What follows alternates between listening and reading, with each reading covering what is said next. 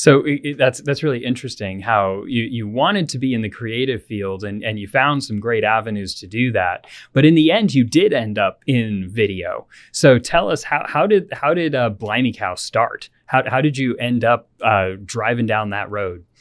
So we had started that in high school, basically around the time that YouTube started. Once YouTube and a couple other platforms started saying, "Hey, you can upload video content and people can share it," I was like, "This is all I've ever wanted. I'm so excited about this." So we started making video content. That started in 2005 when I was about 17 years old, and back then there was no idea of it being a career path. It was just a fun thing you could do with your siblings or your friends. And so I went to college to do the right thing, to go become a professional. And, at the time that meant working in television or working in radio, or if you were willing to move out to California, maybe doing movies. Those were the career paths at that time.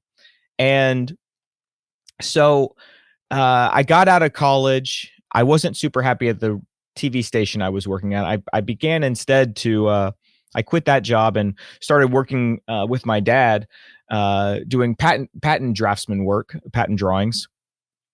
And with the time, now I was working from home, so with the time that I had, I found myself getting back into the video stuff and saying, I've had some friends have a little success on YouTube. It's not just their friends watching. Now they have a bigger audience. So maybe that could be us too. So maybe if we committed to doing a video every week, we could talk about relatable topics.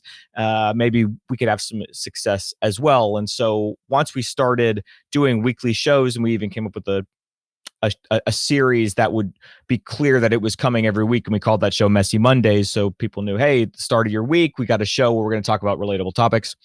It wasn't too long after we started that show, I believe it had been like 6 months or so, that we did a video called 7 Lies About Homeschoolers, which to this day is still one of our most popular videos. It was really the first time we addressed homeschooling on our channel, which we thought was like a niche thing. We didn't think it would have this widespread appeal that it did.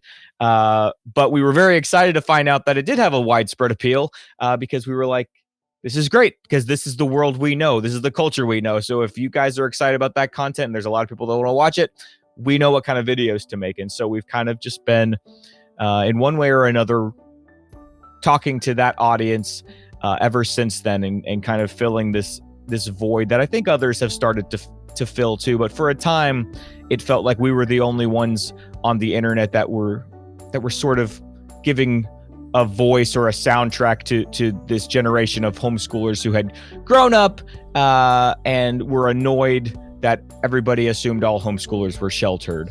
And so it was kind of a fun way to make jokes about, hey, we're not that sheltered, but also kind of like a wink and a nod, but yeah, we are kind of sheltered, at the same time, like, but it's okay because we're in on the joke. So when we say it, we're not making fun, we're just relating to you. And so a lot of people resonated with that, and it's been so much fun over the last 10 years getting to make those videos. And so yeah, we've put out at least one video a week